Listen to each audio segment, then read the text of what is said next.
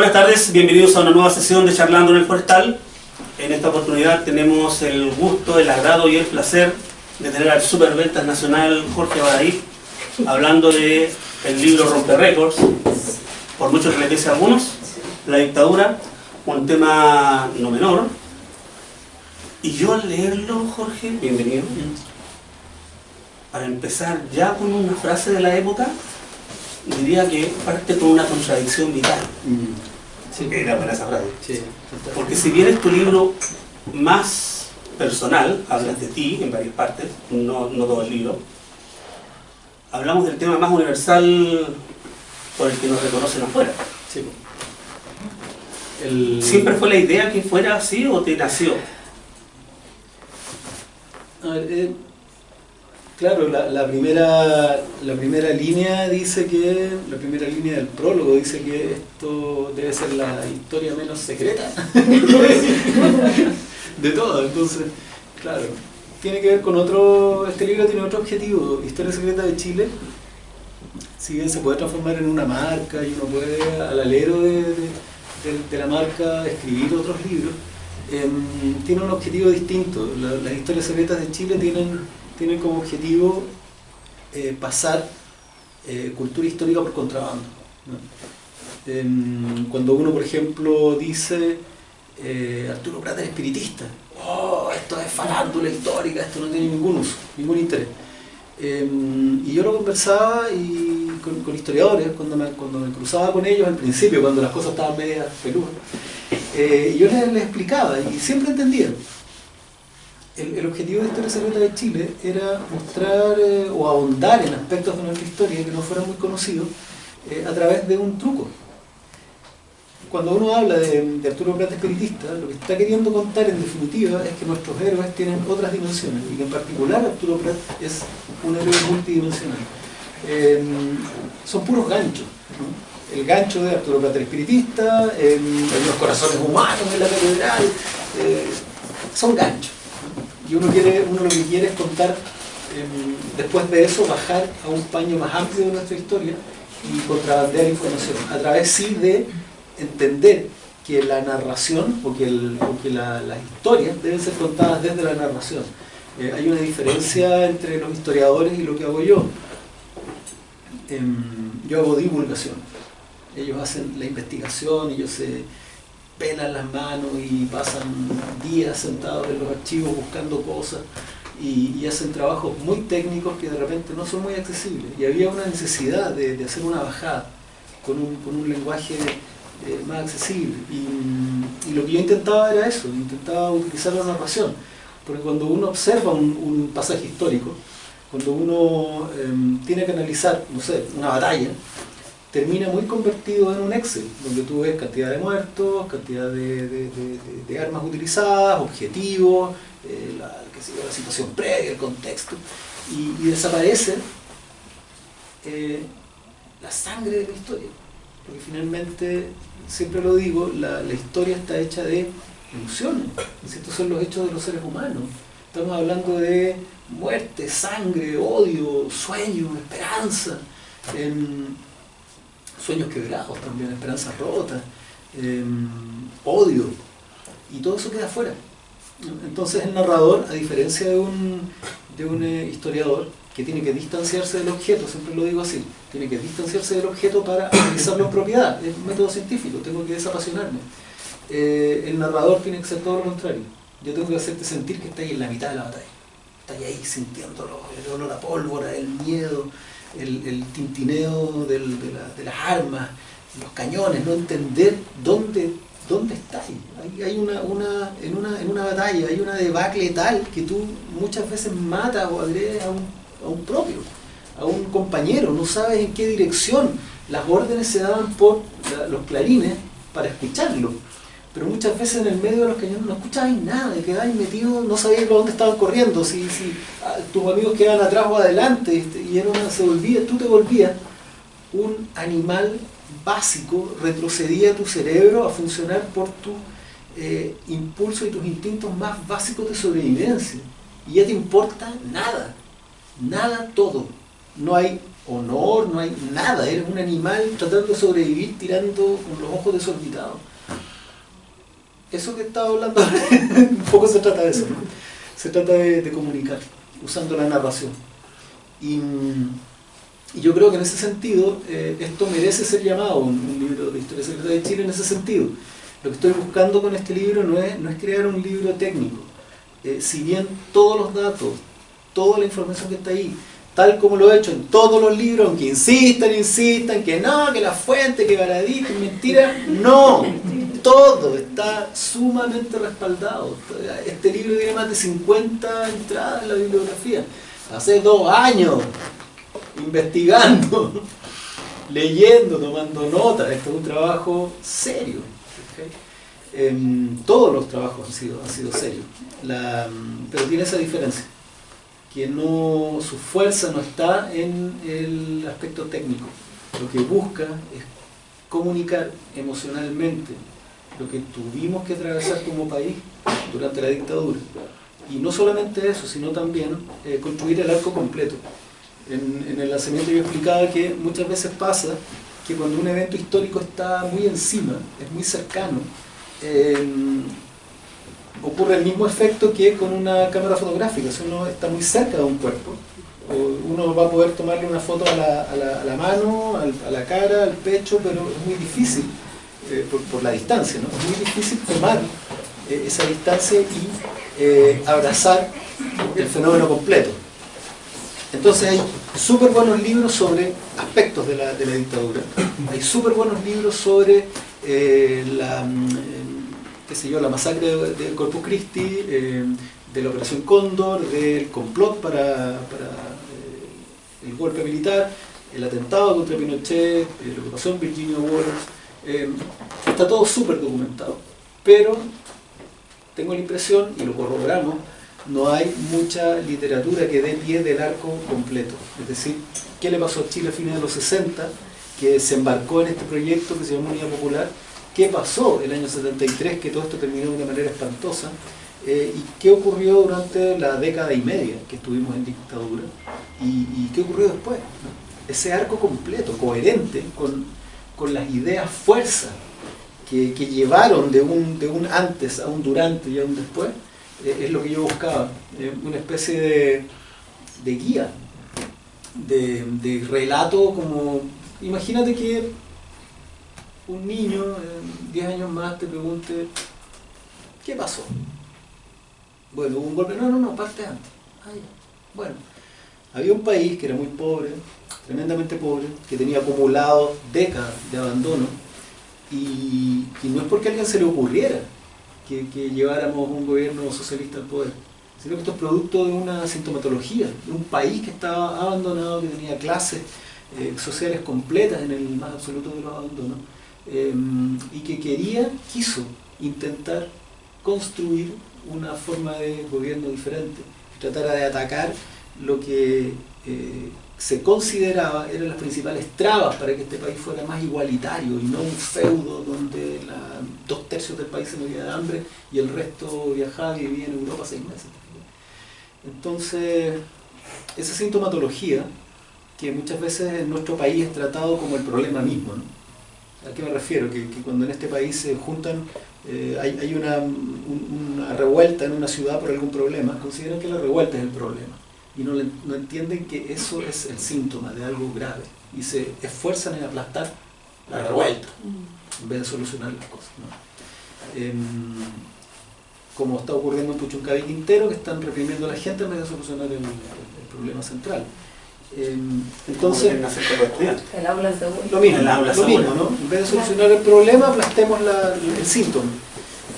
Cualquier mamá sabe que no se trata de bajarle la fiebre al niño porque sí, no, se trata de curarle la enfermedad. Y entonces,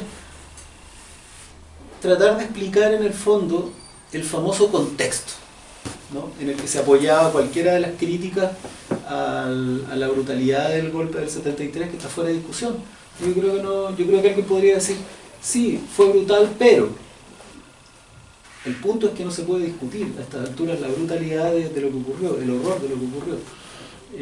Alguien podría creer que hay justificación, pero ok, alguien hace un tiempo atrás me dijo, ¿por qué no cuentas lo que pasó antes del 11 de septiembre? Porque ¿acaso tú crees que los militares ese día se despertaron diciendo, hoy vamos a hacer un golpe? ¿No? Dije, pero cuidado con lo que me dice, ¿no? Una persona de sector de derecha.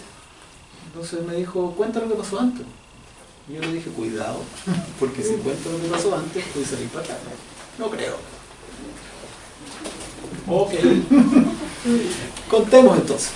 Entonces el objetivo del libro, y otra cosa que me impulsó, es que yo viajo harto. La Historia Secreta de Chile me ha hecho viajar harto, a colegios, escuelas, charlas para adultos, universidades, me invitan harto a conversar. Y una de las cosas que más me he dado cuenta es que hay una enorme carencia de autoconocimiento en términos históricos, ¿no? La gente no sabemos muy bien por qué las cosas están como están. Yo fui a televisión y una persona que se supone que es líder, ¿no? Es líder de opinión, alguien que está puesto ahí porque algún peso tiene. Cuando yo hablé de Bolívar, me dijeron, él era amigo de Arturo Prat, ¿cierto? No. Y lo peor es que pasó piola. Y cuando voy a conversar me doy cuenta que hay lugares donde hay un horror, un desconocimiento. Esto no tiene que ver con esto no es una crítica, esto es una constatación. Siempre hay gente que sabe más que uno, siempre hay gente que sabe más o menos. Nunca levanto el dedo para decir, oye, tú no tenés idea. No, esa cuestión no está en mí. Pero sí es grave cuando uno está en una reunido con cabros de cuarto medio y uno pregunta de las 150 personas que hay acá, ¿quiénes saben lo que es el Poder Ejecutivo? Y que 10 te levanten la mano y tú supones, bueno, habrán 10 más que no querrán levantar y habrán 10 más, siempre una cifra menor frente a 150 personas. Y yo insistí y pregunté, ya, pero sin tan dedos, démosle, ¿cuántos? Y 10 más. Y te das cuenta que efectivamente, aunque esté puesto en un ramo, aunque alguien lo esté comentando, el desconocimiento que hay sobre nuestra historia, sobre la estructura del Estado, sobre cómo funciona la democracia, ¿no? Sobre cómo funciona nuestra república en particular es enorme, y en todos nosotros. Y la memoria histórica reciente también está terriblemente vacía. Uno ve que cuando se habla del golpe, se lanzan 5 panfletos de un lado y 5 panfletos del otro, que se repiten porque en realidad no hay mucha información. Y súmale el hecho que hasta hace muy poco no se enseñaba de plano, ¿no? Porque movía, como dicen, esto divide el país. Entonces, en las escuelas no se enseñaba. Yo llegaba, cuando estudié en los 80, yo llegaba hasta Frey. Y parece que después no hubo nada más. Y hasta entrados los 90, todavía no se enseña nada. Entonces, si lo pensamos, la generación que gobierna el país, que tiene 50 años, 50, 60 años, no le pasaron nada. Es una generación que no tuvo un acercamiento, digámosle, académico, pedagógico por último, a los últimos 40 años de nuestra historia, que deben ser de los más dramáticos, de los más importantes del siglo XX. Y con toda la información que hay, es absolutamente deducible que deberían saber, ¿no? Por supuesto, ¿no? Y además considerando, cuando alguien me dice, ya, pero otra vez dándole la cantinera, otra vez, hay que decirles que esto no se trata de una pelea de cantina, esto no es un evento aislado. Estamos hablando del golpe militar del 73 como quizás uno, si no, digamos, entre los 3 eventos más importantes del siglo XX. Yo diría entre los 2 más importantes. Pero, sin duda, es el hecho reciente más importante, dramático y relevante. O sea, se va a estar hablando de esto los siguientes 50, 100 años. 50 años es un evento que cambió la historia de nuestro país, que le dio un giro en 180 grados. Fue una refundación, no fue solamente un golpe, un cambio de gobierno, un momento donde una dictadura hizo cosas atroces. No solamente eso, es una refundación forzada de nuestro país. Es un cambio institucional, es un cambio mental, ¿no? Tremendo, un giro, como te digo, en 180 grados, a lo que venía buscando el país desde, no sé, el 1925 quizás. Alguien podría decir incluso, es un eco de lo que pasó en 1830, esta cuestión es súper parecida a lo que hace José Joaquín Prieto Portales cuando refunda el país, ¿no? Y dice, ahora vamos a hacer así, por la fuerza. Y yo siempre bromeo, digo, pasó lo mismo, fue exactamente lo mismo. Entonces, ¿por qué? Porque me interesaba también que la gente primero no se olvidara, la que vivió eso, que se le organizaran los recuerdos, porque también me pasa que me escriben personas y me dicen, oye, no me acordaba de esto y se me había olvidado esto otro, y mira, era por eso, porque tuvieron experiencias personales. Y uno de los errores más graves que comete la gente es decir, oye, yo estuve ahí, yo viví, no como tú. Sí, compadre, pero uno cuando vive es como el soldado en la batalla. Ve ahí a 2 metros. Y sí, yo viví todo, sí, yo sé que tú lo viviste, no te voy a quitar esa medalla. Pero los análisis, las cosas que se supieron después, los factores que estuvieron involucrados, te aseguro que en esa época los sabían 6 personas, 10, 20, 50 personas en todo el país. Todos los factores que hoy día conocemos en detalle. Entonces, hay que organizar esa memoria también. Y esto tampoco pretende ser ninguna palabra definitiva al respecto. Todo lo contrario. Este es un libro de divulgación. ¿Cómo voy a querer pretender abarcar todo ese arco de tiempo en 200 páginas? Tampoco. Lo que busca es eso. Es una especie de generar un gran panorama. Abrir el debate. También, abrir el panorama con un big picture, como dicen los gringos, ¿no? como la panorámica de lo que ocurre desde fines de la década del 60 hasta la muerte de Pinochet. ¿Qué ocurre? ¿No? Y conversar a partir de eso. Y el último, que en realidad siempre fue el primero, interés por escribir este libro tenía que ver con lo que está pasando en el mundo, ¿no? El mundo, por las razones que sean, por las responsabilidades de la izquierda, también de la derecha, porque esto no es bueno para nadie. Tampoco, hoy día he hablado con un amigo de la derecha, tampoco es tan bueno para nadie.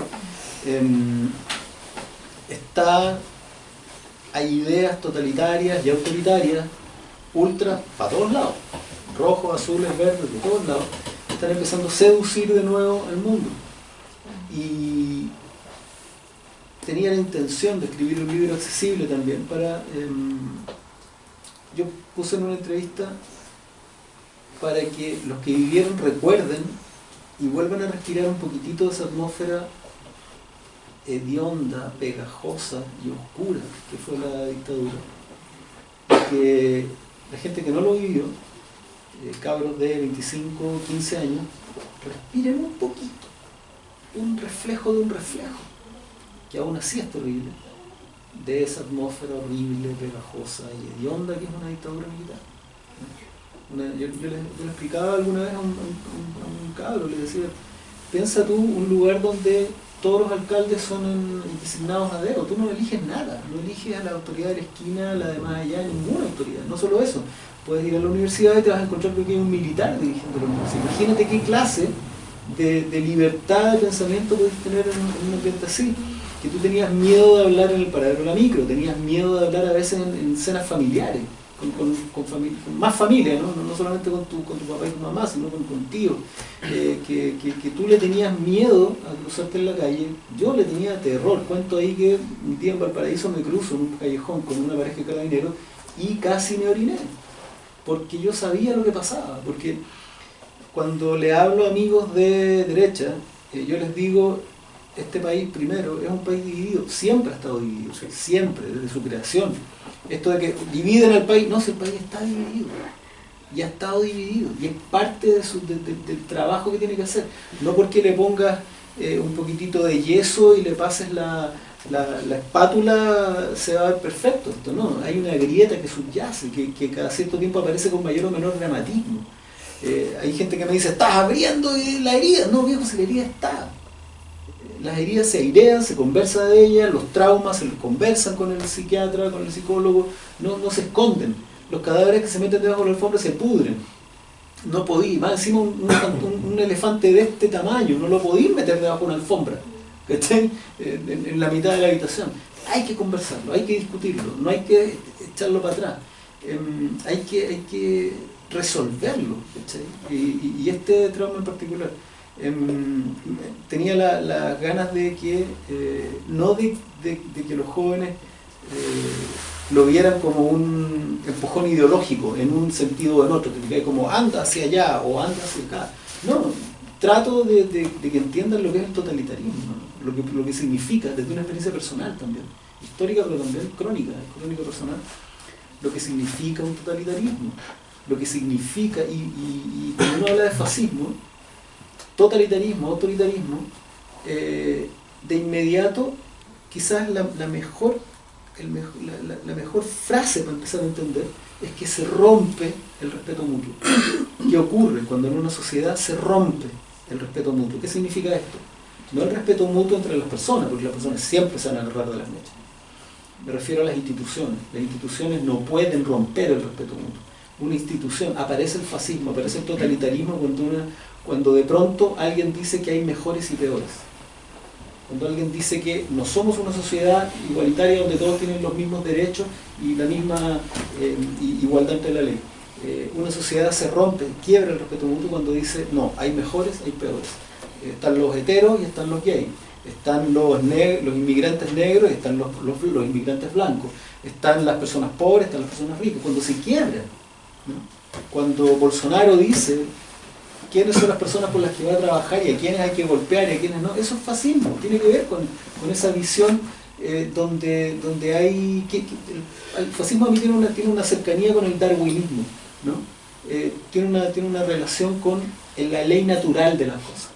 Es decir, el más fuerte, el más capaz, el que se adaptó mejor, esta idea como de los mejores. Este canto, esta épica de los mejores, de los héroes, de los grandes, de los más musculosos, ¿te fijáis? Por ahí va la cosa. Entonces, ¿dónde quedan los más pobres? ¿Dónde quedan los más débiles? ¿Dónde quedan los que no son tan fuertes? ¿Dónde quedan ¿dónde quedan los que no son tan, ni siquiera los perdedores, los que no son tan, ¿no? Y los que no caben? Bueno, esta cuestión empieza así.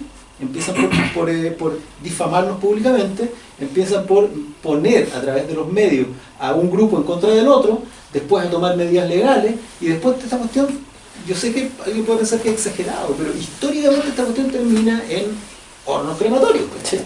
Termina, como se dice, donde se queman libros, después se terminan quemando personas. Ya hay 50 ataques de grupos de extrema derecha en Brasil contra lesbianas, gays, inmigrantes, porque eso ocurre cuando se rompe ese antiguo acuerdo social que dice que todos somos iguales, lo que no significa que todos ganen lo mismo, que todos se vistan igual y todas esas caricaturas ridículas, no, significa igualdad ante la ley, igualdad de oportunidades, igualdad de derechos. Cuando se rompe eso, se va al carajo el gran sueño de construir una república igual para todos, donde los niños de allá y los de acá tengan las mismas posibilidades, y tú si naces pobre tengas la posibilidad de educarte y llegar igual de arriba que otra persona que nació con plata, y que el que nació con plata tenga la posibilidad de expresar todos sus privilegios de algún modo. Y yo no tengo problema todavía con eso, ¿cachai? Y que las personas que no tuvieron ningún privilegio, ninguna posibilidad, ninguna defensa, entonces que el Estado los tome. Y ese sueño donde todo que finalmente se reduce a felicidad, se reduce a hermandad, ¿te fijáis? Este sueño se trata de que todos seamos hermanos, libertad, igualdad, fraternidad es frates, es hermanos. ¿Okay?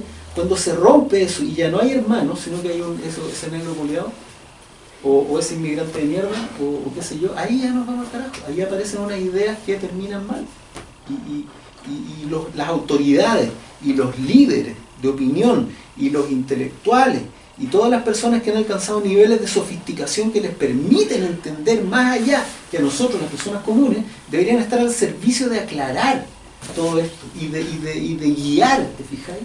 No de ir con la turba, no de ir con la turba. O sea, esto es como en los clubes de fútbol, donde las directivas asusan a las barras, en vez de ellos aplacar la cuestión. Vamos viejo, démosle, ¿cachai? Ellos no pueden ser el de la antorcha al frente de la turba. Entonces estamos fracasando en eso, como planeta. Y alguien puede decir, pero la culpa la tuvieron ustedes, o ustedes, están lo mismo a esta altura. Sí, cada grupo, la izquierda va a tener que hacer su gran mea culpa, la derecha tiene que hacer su mea culpa también, por haber coqueteado con esto y haberlo usado para llegar al poder, y que después resulta que también le van a pegar una pata en el traste y van a perder también. Y todos van a perder, todos pierden en esta situación. Nunca ha ocurrido de una manera distinta, nunca.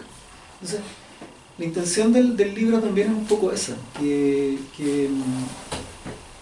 jóvenes lean esto y ojalá respiren un poquitito de lo que significó tener que pasar por una dictadura, tener que pasar por un gobierno donde había mejores y peores, donde había gente que merecía vivir y gente que no, donde había personas que merecían derechos y otras que no, donde de pronto de un día para otro había ciudadanos que eran ilegales.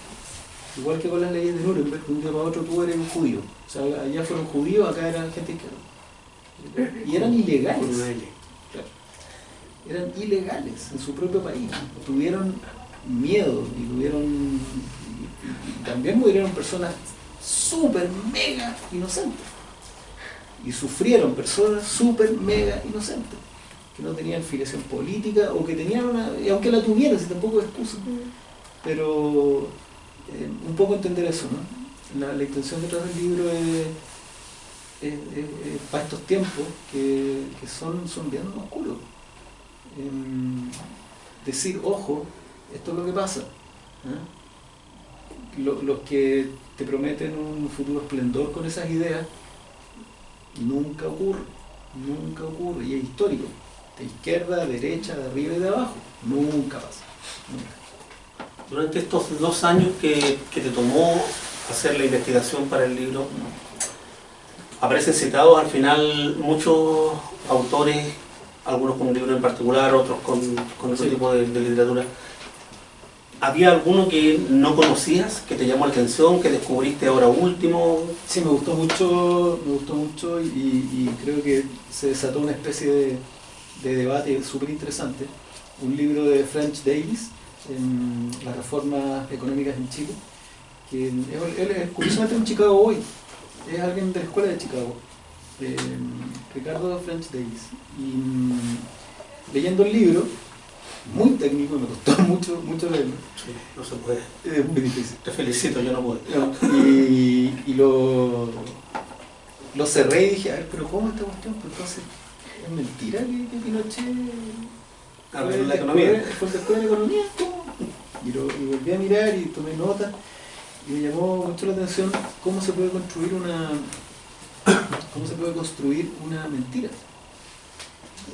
A lo que llegan ahora es a decir, no, lo que pasa es que Pinochet instaló el modelo que después fue exitoso. Y tú lees a French Davis y a través de él a otros más y descubres que no, que tampoco.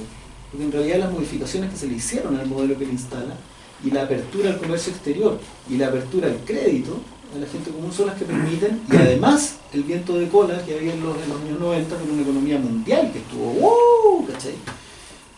Fueron las que permitieron que Chile creciera ese 7% y que se bajara a un dígito la pobreza en nuestro país. Es decir, es bien multifactorial lo que ocurrió. Y que en realidad lo que hizo Augusto Pinochet, sí, él instala el modelo neoliberal. Pero quiebra al país 2 veces y nos sume en una de las crisis más grandes de nuestra historia. El caos que había en septiembre de 1973, como se le llama, que es cierto, creo que en agosto ya era un país invivible.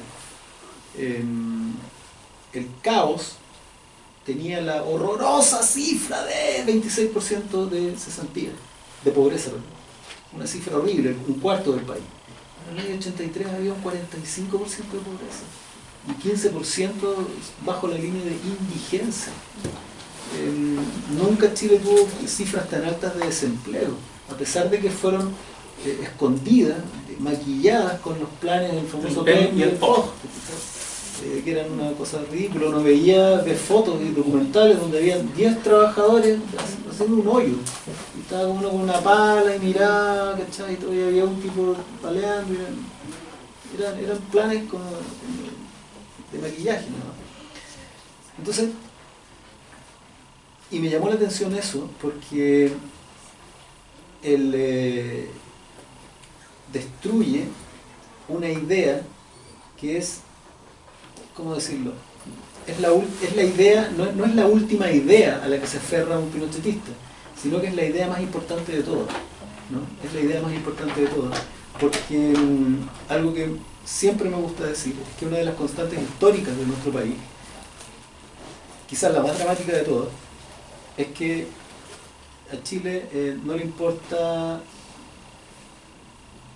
Chile como institución, digamos. Su objetivo principal no son las personas, ¿no? No tiene como objetivo principal, no tiene su norte, su misión son las personas. La misión de este país, el norte de este país es la producción. Y no es menor plantearlo así, porque ha sido históricamente, esto no es culpa de Pinochet. Históricamente este país está orientado a mantenerse, el objetivo de este país es mantenerse estable para la producción. Me gusta decirlo, me gusta repetirlo, porque es importante tenerlo en la cabeza porque uno lo ve todos los días sin verlo. ¿A qué me refiero? Que justamente la razón por la que se aplasta un movimiento en una ciudad que hace un levantamiento de algún tipo es porque lo que se busca no es solucionar el problema a esa gente, es mantener estabilidad social para la producción. Por eso que en nuestro país es tan repetitiva la frase Chile es un país estable, ¿no? Chile es un país estable, Chile es un país, que somos estables, súper estables, tan estables que son. Y la frase completa es somos estables para la inversión extranjera. Dice, vengan, porque acá usted puede invertir y no tener ningún problema porque le mantenemos tranquilitos a los trabajadores. Y esa idea atraviesa toda nuestra historia. Y cuando uno ve los conflictos con los profesores, los obreros en general, o sea, con nosotros, ¿no? Conmigo, con mi familia, tiene que ver con eso, tiene que ver con la recuperación de la estabilidad. Lo que hizo Silva Arenal en Iquique fue recuperar la estabilidad social, ¿cachai? En el norte. No fue solo masacrar obreros o apagar una rebelión. Lo que se hizo, lo que se hace a lo largo de todo Chile, es lo que se hace en la Araucanía. Todo el mundo sabe que las madereras están destruyendo el suelo, que presionan a colonos y a mapuches, todos saben, pero se ve como un bien mayor la producción, dan trabajo. Y con esa idea del dar trabajo, se eliminó a los Selknam en Tierra del Fuego.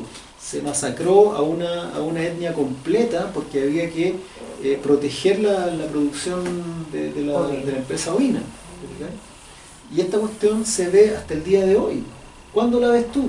Cuando en Puchuncaví Quintero hay una chimenea que está intoxicando, o sea, ¿quién duda que esa cuestión está intoxicando a la gente? Está intoxicando a esa escuelita que estaba ahí. O sea, la gente dice ahora, no, pero es que esto que está ocurriendo, oye, no sé si alguno tiene en la mente, al menos, la escuelita La Greda. Estamos hablando de años atrás.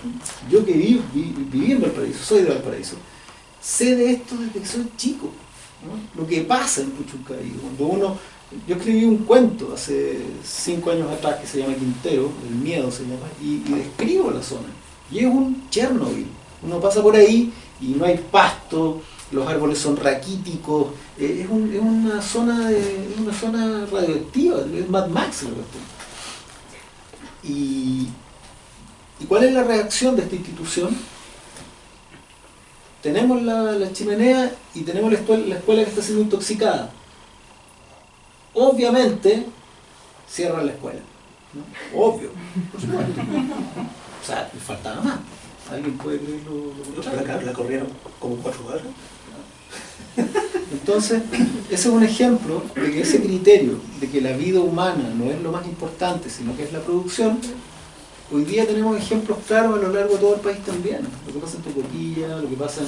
O sea, en Antofagasta, al sur de Antofagasta, hay una caleta que se llama Caleta Coloso. Y yo estuve hablando hace 2 meses atrás con una profesora, con alguien de la subse regional de educación. me dijo, por favor, no cometí mi nombre, ¿sí? Pero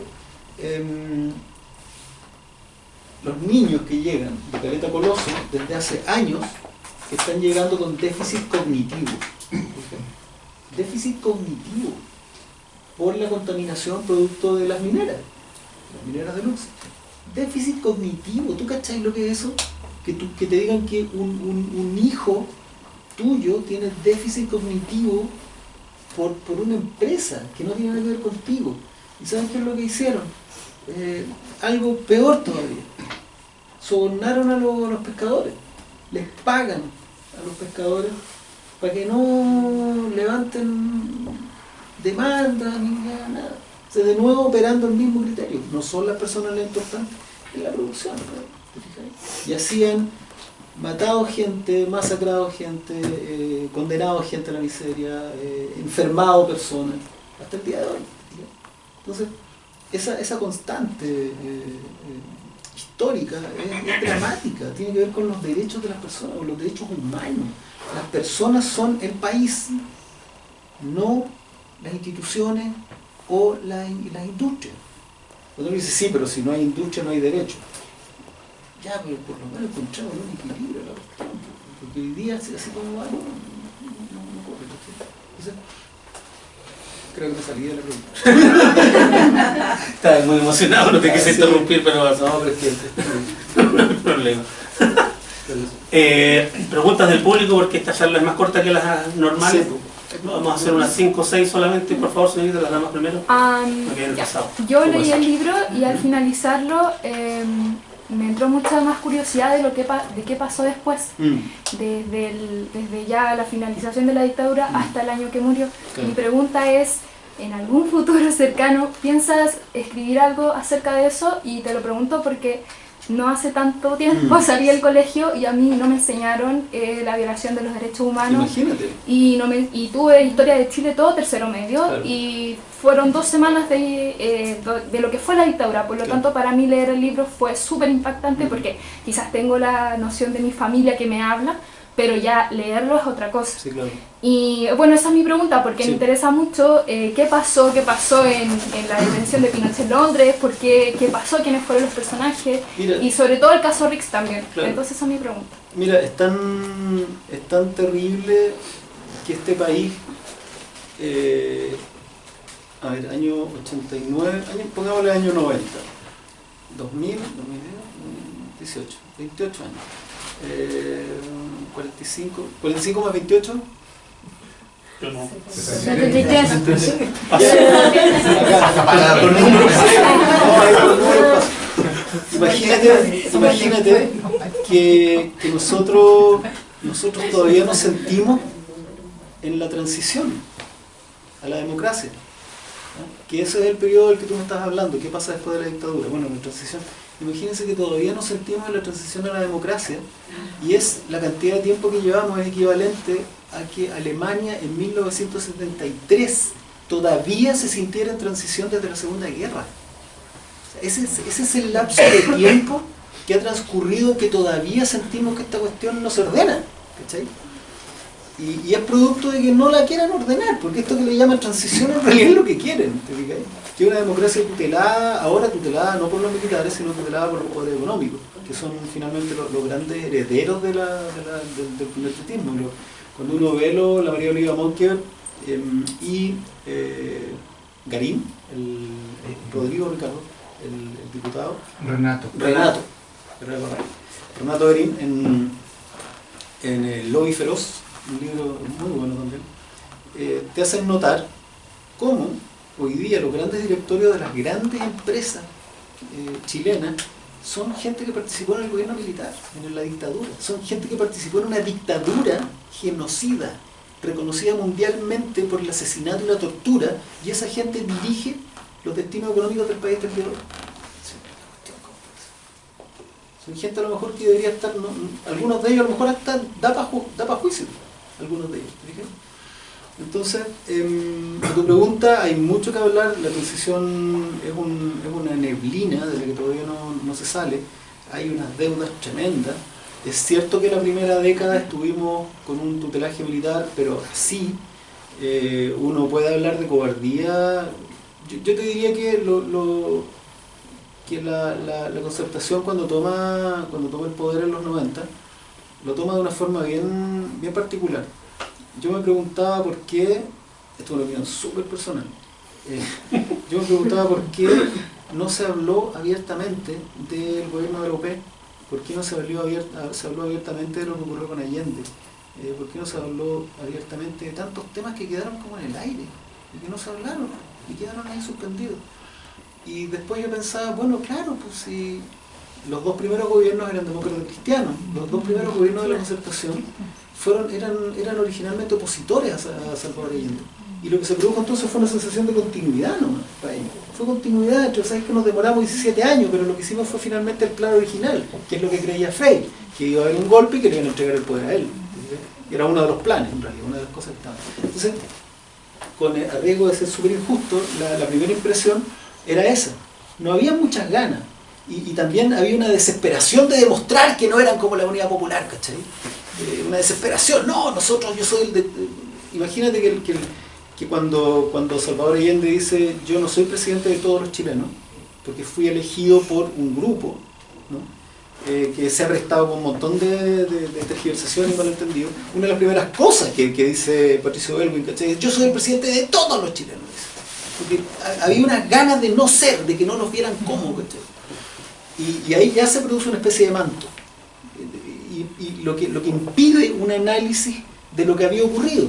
Y se fue chuteando para adelante ese análisis, se fue chuteando hasta el día de hoy. No hay un enfrentar esa cuestión, no hay un enfrentarlo. O sea, imagínate que hay un ejército que está comprobado judicialmente más allá de cualquier duda, que tuvieron una estructura criminal, sociópata, para matar gente inocente sin juicio, y hasta el día de hoy esa institución no pide disculpas. No pide disculpas. Y cuando uno los encara, te dicen, ¿y por qué el ejército de Chile va a pedir disculpas? Porque mataste civiles, hombres, mujeres, abuelos, niños, mujeres embarazadas, sin juicio. Y muchos de ellos, ni siquiera te voy a decir la gran mayoría, solo te voy a decir, muchos de ellos no tenían ni siquiera afiliación política. Y te lo echan, no, es que estábamos en guerra, mentira. Entonces, cuando ni siquiera el principal acusado, que está probado, pide como mínimo una disculpa, debiendo, creo yo, el ejército de Chile pedir disculpas por cómo se comportó durante todo el siglo XX con los trabajadores y con el sector popular, porque se convirtieron en los defensores de un sector, se volvieron una clase política, ideologizada, que defendió a solo un sector. ¿Te fijas? Cuando ni siquiera eso ocurre, muy difícilmente va a ocurrir otro tipo de análisis, cuando tú me preguntás cuándo voy a escribir algo así, yo creo que hay varios libros muy buenos realizados por investigadores, por periodistas que a lo mejor son algunos muy técnicos, otros no tienen a lo mejor la pasta para ser difundidos, qué sé yo. Yo creo que lo voy a escribir cuando pase, cuando finalmente podamos decir se acabó la transición, ¿cachai? A lo mejor ahí vamos a escribir algo. Gracias. Uno lee La Conjura, sí, claro. o la de los 12 caballos, y dice, ahí está aséptico, porque hay un intento de asepsia, de tomar distancia. No sé si será que la izquierda es más culposa, pero tratan de parecer objetivos. Sí, claro. Tú en este no lo pretendes. No. Y se ve que es el más personal de los 4 de la historia secreta. Sí. Ya contaste por qué era necesario, según tu visión, sí, escribirlo. Pero ¿por qué necesitabas tú escribirlo? Ah, claro. Porque mi generación, yo voy a cumplir 50 el próximo año. Y... Y te ves mejor que el librero. cualquiera. Te llegó Una manera de ver cómo te... un culatazo. Y lo que le pasó a nuestra generación, yo no lo intenté explicarlo, tiré como un datito nomás en un artículo que salió hoy día en el The Clinic. Esta generación que tiene 50 años, yo diría desde 45 hasta 55, por ahí un poco más tenso, que fue la generación que vivió su adolescencia durante la dictadura, su adolescencia más durante los 80, ¿no? Con las manifestaciones. Está atrapada en un ensueño, porque yo desperté uno nace, se supone que uno nace de la guata de su mamá, pero después nace de su familia, donde uno está protegido en la casa familiar con papá, mamá, que se preocupan de todo, y uno como a los 13, 14 años vuelve a nacer, ¿no? Y ahí ve lo que pasa, y uno dice, oh, ¿dónde estoy? Antes uno niño está más metido en un mundo, en una burbuja. Tiene ese segundo nacimiento, y mi segundo nacimiento fue cuando yo tenía 13 años, y Rodolfo Seguier llamó al primer paro, del año 83. Y mi generación vivía en un estado alterado de conciencia. Primero, no era una situación normal, era una dictadura. Era algo absolutamente anormal, inusual. El estado de excepción no era un eufemismo, era para todo. Entonces, no era un país normal. ¿Entre qué ensueños vivíamos? Vivíamos entre el ensueño de lo que en nuestra cabeza o nos habían contado habían sido los años 60 y lo que venía hacia adelante. Para mi generación, la democracia era algo tan utópico, luminoso, maravilloso, como lo fue la revolución para algunos en los 60. Entonces nosotros vivíamos en un estado alterado, épico, mitológico, era el bien contra el mal, no había matices. Era Darth Vader y nosotros éramos los rebeldes, ¿no? Y había que votar el mal. No era un presidente con el que no estábamos de acuerdo, era un tipo que mataba a la gente que estaba alrededor mío. Entonces, nosotros vivíamos entre el mito de los 60 y de esta revolución de las flores y esta búsqueda de la revolución política y el mito de Salvador Allende y la muerte épica, y vivíamos en esa situación y este sueño hacia la democracia, que donde todos íbamos a ser hermanos, íbamos a bailar a la ronda de San Miguel con los militares, con todo el mundo, porque se iba a solucionar todo cuando llegara la democracia. Eso era lo que nos pasaba. Entonces fuimos una generación que vivió, te repito, en un estado alterado de conciencia, entre dos mitos. Vivíamos en un tiempo mítico, como estudian los que estudian mitología comparada, vivíamos en un tiempo mítico, épico. No era una situación normal, con grises y matices, donde se pudiera negociar. A mí me recriminaban, es cierto, ¿no? Un chiste de Redolén que a uno le podían recriminar a estar tomándose una Coca-Cola. Porque a mí me dijeron, una Coca-Cola es una bala contra Nicaragua, compañero, ¿no? O, por yo escuchar punk rock, era un alienado pro yankee, porque había una batalla que peleaban. Y éramos todos héroes de una batalla, ¿fíjate? Y cuando llegó, por eso que uno ve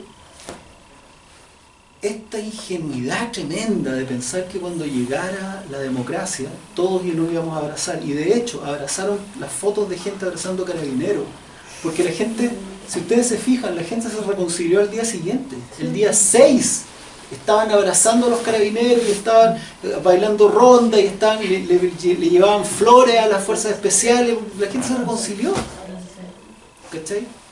Pero era ingenuidad, porque los que iban a gobernar, los Elwin, los Lagos, no se criaron en este espacio raro, en este tiempo mítico, utópico. Ellos se criaron, ellos conocían cómo era Chile. Entonces lo que ellos hicieron fue continuidad.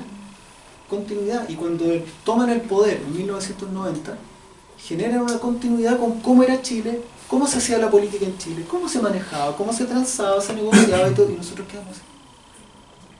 Pero si lo que venía era la utopía, y no, pues venía la continuidad de lo que había sido siempre Chile. Un país mojigato, medio pacato, que negociaba, que los acuerdos, entonces, y uno tenía un ideal épico, ¿te fijas? Y nos fuimos al carajo.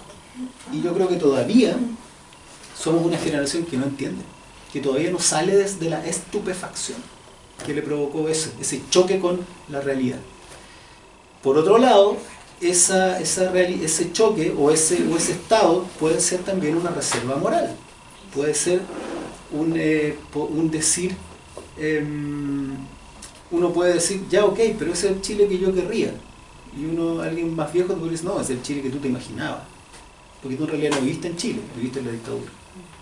Y después empezaste a vivir en Chile y te pareció mal. Sí, entonces, ¿cuál es la reserva moral? Hagamos ese Chile que uno se imaginó. Entonces cuando yo empecé a pensar en este libro, tenía un poco que ver con eso. Tenía un poco que ver con también explicar qué había ocurrido antes y después y cómo había sido vivir este sueño épico durante una dictadura. Es muy fregado caer en cuando uno quiere, yo no quiero entrar en política, en proselitismo y en partidismo, ¿sí? Yo no quiero entrar ahí, porque en un afán infantil quiero sostener yo quiero sostener ese espíritu, quiero sostener eso que yo sentía de estar luchando no contra la dictadura, yo estaba luchando por un Chile mejor. Yo lo he conversado con amigos y he notado esa diferencia. Había personas que estaban luchando contra Pinochet y había personas que estaban luchando por Chile. Yo me sentía peleando por un país mejor. Entonces, una de las cosas que yo busqué cuando escribí este libro, cuando me mantengo en la posición que me mantengo, es sostener esa llamita que creció en un espacio oscuro, en un estado alterado, en un momento donde a lo mejor tuvimos tiempo para imaginarnos un país mejor. Y yo creo que por ahí va también casi todo lo que yo hago. Hola. Sí. Hola, Jorge. Hola. Primero agradecerte por acercar la historia a la sobremesa del día domingo y que la gente deje de pensar de que los únicos que pueden hablar de historia son los señores así que fuman pipa y usan anteojos bien gruesos. Eso se agradece mucho. Yo nací en el 74, entonces nací y me crié en dictadura, en una familia que más bien de inclinación de derecha, más bien por ignorancia, y no lo digo con forma peyorativa, sino porque era como la tranquilidad, el orden, no hay que hablar, no hay que decir. Por lo tanto, no crecí en la generación donde estaba bien ser como el Chino Río, no está ni ahí. Era mejor no estar ni ahí, era más entretenido, era más... Yo no soy político. Claro, no había que interesarse en las cosas. Tengo dos hijos, una niña de 17 y uno de 9, y he tratado de criarlos con un pensamiento mucho más crítico. A veces creo que se me pasa un poco la mano. Con todo lo que tú has viajado, con lo que tú has recorrido el país y todo, creo que ahora, no sé, te pregunto ahí, a eso apunta mi pregunta. ¿Cómo ves tú a la juventud de hoy en día? ¿Nos estamos yendo muy al otro extremo? ¿Hay esperanza o hay que apagar la luz y cerrar por fuera? Porque de repente creo que son como... se están convirtiendo en como muchos Anakin y no sé si vamos a poder eso, vamos a poder canalizarlo hacia que no se nos vaya para el lado oscuro la cosa. No, siempre tiene que haber esperanza. ¿Sí? Siempre tiene que haber esperanza. A mí una de las razones también por las que quiero sostener esta forma de ver las cosas es porque yo vengo mucho más del arte y la literatura que de la historia y de la ciencia. Entonces, por eso que siempre explico, yo soy narrador. Aunque todo esto tenga su respaldo y tampoco soy tonto y hago mis análisis y la cosa tiene una cierta fuerza, ¿no? Yo vengo desde ese lado y lo que tiene que traer va a sonar tan cliché, tan feo, pero... No, la esperanza. Sí, siempre tiene que estar. No lo voy a decir. No, pero siempre tiene que. No puede morir la esperanza. Uno está obligado, uno tiene el deber. Esa es la verdad. Uno tiene el deber de tener esperanza. Porque uno tiene el deber de ser feliz. Esto no es una elección, no es azar. O sea, perdón, esto no es azar. Esto no es a ver si la vida. No. Uno tiene el deber de ser feliz. Y la felicidad tiene que ver con la esperanza. tiene que ver con que siempre podemos mejorar, siempre la cosa puede ir mejor, siempre hay que estar... se me ocurren puras tonteras, pero es como... ¿Sabéis qué le pasa a uno? Que uno siente que... lo que debe sentir, alguna vez hablé en Santa Cruz con un caballero que me explicaba todo en metáforas, y era un caballero del campo, entonces te explican así. Y me decía que lo de las semillas, que él tira un montón y una es la que cae bien, ¿cachai? Y que me dio risa porque eso es una parábola bíblica, ¿cachai? Pero él la dijo así con su lenguaje y todo. Y tiene que ver un poco con eso, tiene que ver con que tenemos el deber de tener esperanza. Porque cuando uno pelea, no está peleando solo por uno, ¿cierto? Es una sociedad. Entonces, es una red. Y si un nodo de esa red decae, en realidad tiene efecto. Entonces tiene una responsabilidad con su medio también. Tiene una responsabilidad con esa red, tiene una responsabilidad social. Porque si hay algo que se ha roto, es ese tejido, ¿no? Si hay algo que se ha roto, es esa sensación de que todos dependemos de todo, y que todos debemos estar agradecidos de todo, y que todos tenemos que ayudarnos entre todos, porque todos somos hermanos. Esa idea, que es muy frágil, que siempre la comento, esa idea frágil de que somos todos iguales y que somos todos hermanos y que todos tenemos que colaborar, está siendo agredida hoy, ¿no? Entonces hay que hacer la pelea contraria. ¿En qué sentido está siendo agredida? En que te dicen, no, cuando hablábamos de ese darwinismo, a lo que yo me refería era que por supuesto que ese darwinismo, o esa idea de que somos todos iguales y que todos somos merecedores y que todos tenemos que ser hermanos y que todos tenemos los mismos derechos, eso entra en tensión con algunos agentes de esa misma sociedad que no quieren eso, y no quieren porque ellos son privilegiados, entonces quieren romper eso porque quieren más. Entonces, ¿cómo van a aceptar? Y ahí es donde entra gente que te dice, oye, pero los impuestos son robo, son un robo, porque no tienen la responsabilidad social de lo que ellos, entender que lo que ellos ganan tiene que ver con todo el país, que no es el mérito personal absoluto. No, si ellos utilizan su empresa, si tiene camiones, anda por calles que fueron construidas por el Estado, construidas con la plata de todos los chilenos, y así, ¿te fijáis? Entonces, cuando se busca romper esa idea, ¿no? Es cuando se pierde esa cosa frágil, que es el tejido social. La idea potente de que somos todos hermanos. Entonces, yo creo que cuando trabajo, por lo menos, cuando viajo, lo que más trato de comunicar es esa idea. La idea del trabajo colectivo, del trabajo colaborativo, del diálogo, de la confianza, del trabajo juntos. Porque el individualismo es destructor, el individualismo es darwinismo, es el más fuerte.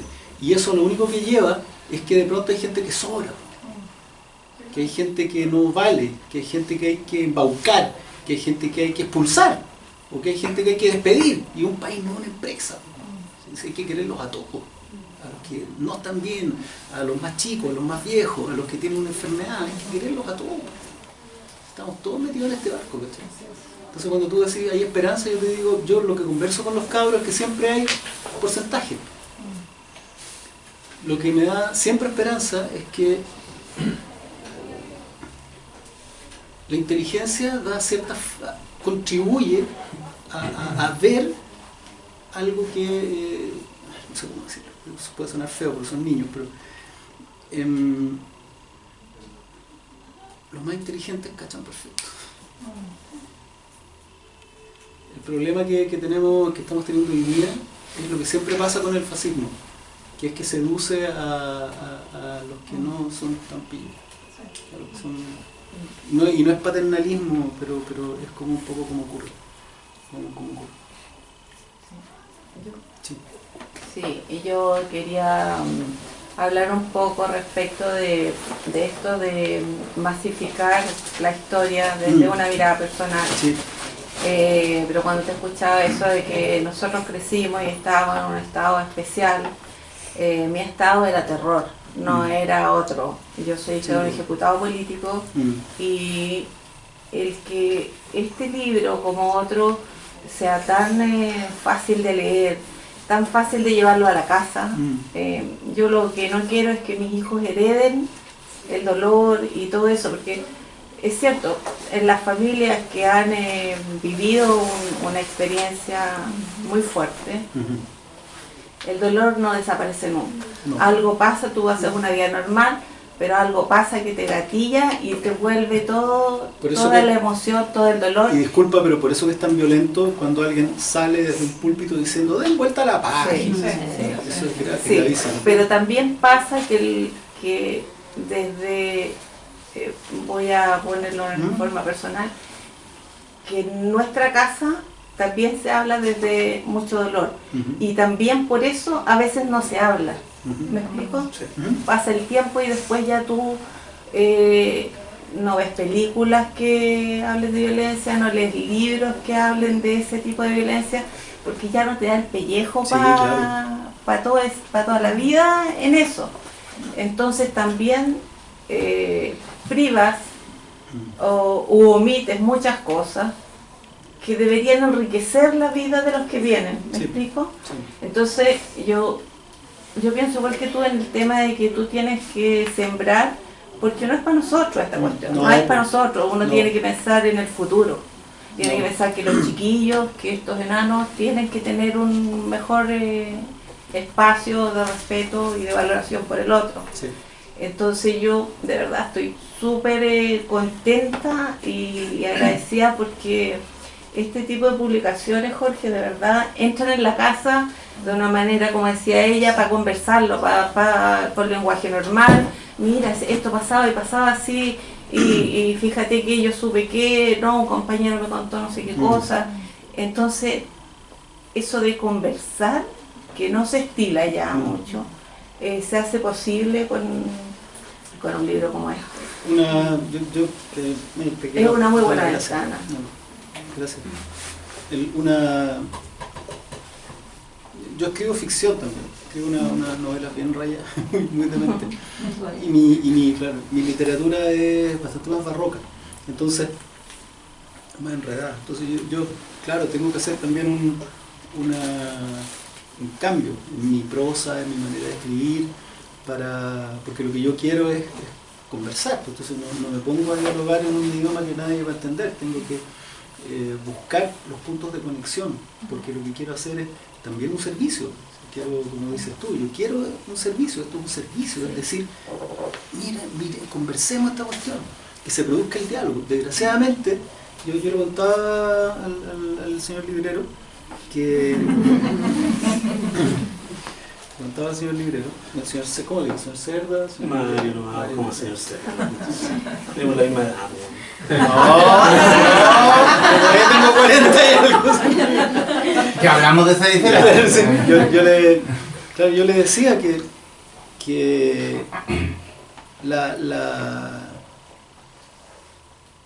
ninguno de ustedes sabe, por ejemplo, algo que debió haber sido noticia y que amigos que trabajan en medio me han dicho que debió haber sido noticia. Es que el libro más vendido de Chile en su lanzamiento había sido uno de Isabel Allende con 2000, algo así, hace años atrás. Después, el libro más vendido fue Historia Secreta de Chile 1, con 8000 en un mes, en el primer mes. Y este libro, en 3 semanas, lleva 12000. Eso, me decían, esta cuestión debería haber sido noticia. No lo es. Y no lo va a hacer. No lo va a hacer. Yo no puedo, no tengo espacio en la segunda, en el Mercurio, en la tercera fue bien apenas, ahí nomás, ¿cachai? Es difícil. No pude ir, me invitaron de TVN y de repente al día siguiente me dijeron, oye, ¿sabes que tuvimos un problema? Y claro, no tengo que ir, ¿cachai? Entonces la única fuerza que uno tiene es lo que pasa acá, en redes sociales o acá, cuando viene gente. Sí, al final las personas que van a decir, oye, este libro léanlo, van a ser ustedes. No va a salir en la prensa diciendo eso. Entonces, eso tiene un doble mérito, porque este libro le pertenece entonces a todas esas personas que lo compraron y que lo están prestando, ¿cachai? No es un tema de marketing, no están los diarios ni los noticiarios hablando de él, siendo que tiene los méritos para hacerlo, pero no ocurre. Entonces, ¿sí? Jorge. Hola. Últimas 2 preguntas. Mira, En mi casa, si no decía, mi familia en sí es punto del campo. Se vinieron a Santiago por el 85, entonces básicamente el tema de la conversación, este tipo de lo que pasó en la dictadura, no se habla mucho. Mejor dicho, no se habla nada. Porque nunca lo... quizás fue no sé. Bueno, yo siempre estuve en el campo, entonces nunca pasaron cosas nada, ni mucho menos. Pero volviendo un poco al tema de lo que tú conversabas delante, de tu opinión personal con el tema del libro, viendo un poco el tema del ejército, el libro anterior siempre como que lo marcas bastante todas las atrocidades que se han cometido. Sí. El ejército de todos los chilenos, como dices tú en los libros. Entonces mi consulta son como varias. Dentro de eso está, ¿tú crees que el tema de que la institución pida perdón va a generar que ese manto que tú comentaste hace un rato atrás sea un poco más delgado, se empieza a salir y que la gente pueda poco menos que reconciliarse con la institución? ¿Quién debería, a tu opinión, pedir esa disculpa y cómo deberían hacerlo? Yo no sé, lo único que sé es que eso debería ocurrir. Debería ocurrir, y cuando uno dice pedir perdón, también sabe que el solo gesto es simbólico, pero por lo menos es un peso. Le estáis diciendo de ahí para abajo a la oficialidad, oye, se hizo una declaración pública, es decir, a la que tú tienes que adscribir, es decir, sobre todo en el ejército, con su particularidad jerárquica, ¿cachai? Lo que dice el de arriba es lo que, o sea, de ahí para abajo. Entonces, porque ¿qué pasa? Yo no le tengo bronca al ejército como idea.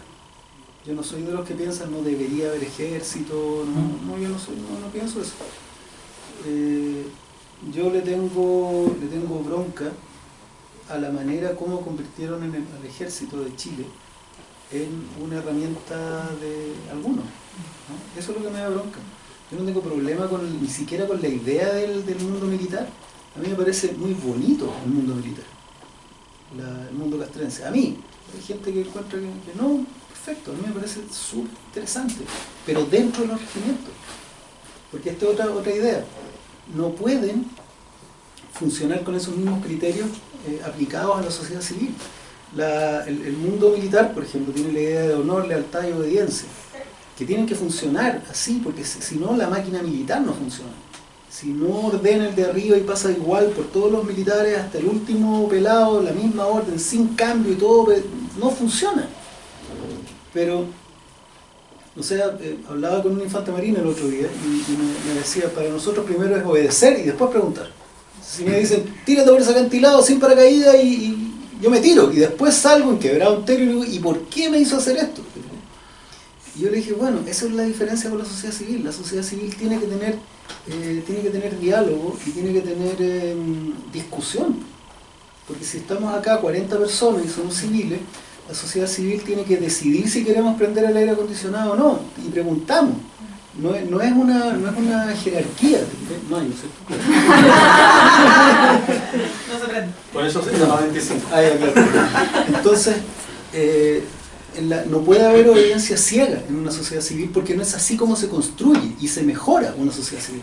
Una sociedad civil se construye con el concurso de todos, con todas las cabezas pensando distinto, llegando a acuerdos y solucionando, porque todos están pensando en lo mismo. Estamos todos pensando y lo solucionamos, y van a aparecer expertos y otros, y van a colaborar y vamos a llegar a una solución. Eso no puede funcionar, el ejército no puede funcionar así. No puede ni debe funcionar así, porque no funcionaría. Pero la sociedad civil al revés, no podría funcionar con obediencia ciega. Con estos valores que nos enseñan en los colegios, esta militarización a la que está expuesta la sociedad chilena, nos tiene con muchos problemas. Incapacidad de participar, tomar decisiones, porque estamos siempre esperando el caudillo que venga a pensar por nosotros, a ordenarnos, a dirigirnos. Falta alguien de mano fuerte, mano dura, porque piensa, casi todos nuestros billetes son milicos, ¿cachai?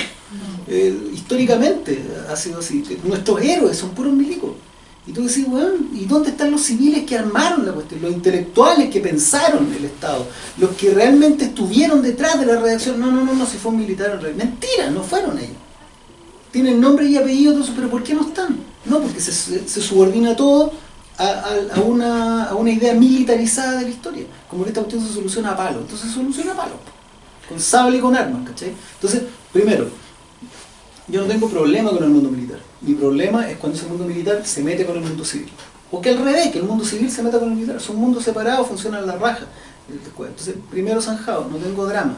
Mi drama está en que se convirtieron en herramientas de unos pocos y no son el ejército de todos los chilenos. Y no lo han sido desde prácticamente todo el siglo XX. Y con respecto a lo que tú preguntas, el pedir disculpas, yo creo que ellos deberían hacerlo. ¿Cómo? No tengo idea. Es una cuestión que tienen que resolver ellos. Pero para mí es mucho más importante una educación en ese sentido. Me escribió un militar por mensajería interna diciéndome que está en serio el problema y lo van a dar de baja porque el año pasado tuvo que elegir un curso y eligió tomar un curso sobre derechos humanos en Suecia. Y se convirtió en el único militar chileno experto en no sé qué áreas de los derechos humanos. Y le hicieron la vida imposible y ahora lo quieren dar de baja. Y me dicen, yo tengo mis datos, tengo mi calificación y todo, la única razón, lo único que aparece distinto es que yo tengo esto. Entonces, yo te podría comentar de que ese militar quizás le pasó algo como me pareció a mí. Yeah. Yo fui militar 11 años. Estuve en Estados Unidos, también tuve un curso de Derechos Humanos. Por eso te lo preguntaba, porque nosotros, bueno, cuando estaba dentro de la institución, se estaba viendo ya en eso. Yo más o menos me retiré porque el hostigamiento fue mucho. Y además porque me puse a estudiar una carrera aparte, no convalidada, y también no podía, lo que tú dices. Era incompatible. Era incompatible. Lo civil con lo militar no se podía mezclar, entonces un militar no podía estudiar. Menos, en ese tiempo era más joven, entonces un cabro chico no podía estudiar dentro de la institución. Era mal visto. Pero sí se estaba viendo una polarización bastante grande porque el tema de las nuevas generaciones dentro de la institución venían con eso como de, oye, no, está mal. Pero como, claro, como dice acá Jorge, era eso. O sea, yo creo que va a llegar el momento de que quizás la institución va quizás a hacer algo simbólico, como dices tú. Pero quizás va a pasar muchos años porque todavía quedan muchas cabecillas, mucho general, mucho mayor, mucho comandante, de que cuando llegaban estas fechas era como que se hacía una ceremonia solemne, pero no era quizás con un ambiente de hacer un tema de paz por lo que sucedió, sino que sería netamente por el tema militar nomás. Mira, yo voy a contar una anécdota. Están los presos de Punta Peuco. Y uno piensa, ellos están juzgados, ellos tuvieron que enfrentar juicio, les mostraron pruebas, les indicaron sus crímenes, algún sentido de justicia o algo les tiene que haber quedado. A mí me contaron de primera fuente que tuvieron una perrita, y la gracia de la perrita es que como ellos hacen asado porque tienen sus quinchos y sus cosas, la perrita lo primero que hacía era ir a enterrar los huesitos. Entonces le habían puesto pacto de silencio. Eso te indica, ¿cachai? Que no, la perrita se llamaba pacto de silencio. Eso te indica más o menos cuál es el espíritu. Por eso que te digo, sí, puede haber una petición de disculpas, pero lo que tiene que haber es un cambio interno. Yo creo que, como te comentaba, el cambio quizás va a llegar, pero claro, va a tardar cuando los que están todavía arriba puedan salir y ya las nuevas generaciones, porque el tema se conversa. Nosotros en las reuniones de casino lo conversamos, pero yo creo que más o menos como hasta el grado, dentro de la oficialidad, como hasta el grado de capitán, porque estamos hablando de que son personas de 35 años, 34 años.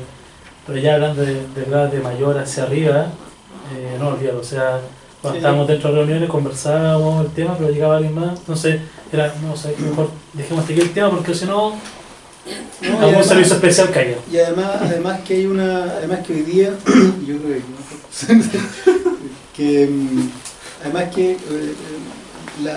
el poder que tiene la autoridad civil sobre el poder militar hoy día es súper acotado, es acotadísimo. Yo también tengo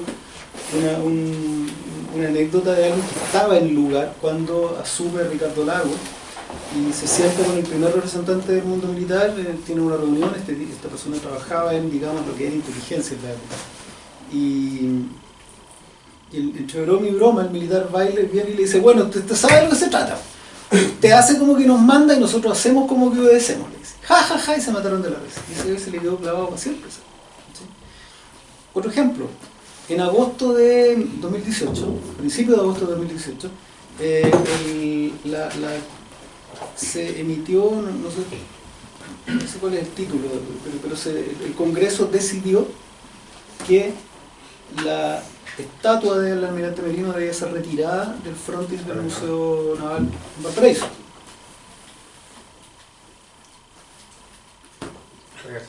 La estatua está ahí. Y a mí me contaron, también otra vez, que la respuesta había sido, si usted la saca, me voy yo y todo el almirantazgo, y usted sabe lo que pasa en este país cuando la Armada se enoja. Esa fue la respuesta. Entonces, no es fácil. Es que por eso o sea, va a depender. Ante eso, lo único que se puede oponer, creo yo, es de verdad el poder civil, ¿cachai? El poder civil. Y lo que sería lo contrario es coquetear con la idea de que esos criterios vuelvan a gobernar, ¿cachai? O sea, eso sí que no puede ocurrir, que esos criterios y que esa forma de pensar sea la que nuevamente gobierna, ¿cachai? Una de las razones para escribir el libro es esa. No podemos dejarnos seducir por estas ideas, por estas formas de funcionar, porque no es como funciona la sociedad civil. El mundo castrense puede funcionar así, y es bueno que funcione así, pero no la sociedad civil. No podemos estratificar, discriminar, ordenar, funcionar por obediencia, decidir quiénes son mejores y quiénes son peores. Esa cuestión no puede funcionar en una sociedad civil, porque somos todos, si estuviéramos en la iglesia diríamos somos todos hijos de Dios. Somos todos ciudadanos, somos todos hermanos en esta cuestión. No podemos empezar a pensar de nuevo que hay mejores y peores, que hay gente ilegal, que hay gente que no merece y hay gente que sí merece, que hay losers y winners. Esa cuestión destruye la sociedad y siempre al final hay sufrimiento, no hay nada más. Eso no es Star Wars. Bueno, podríamos Muchas gracias. Todas las gracias.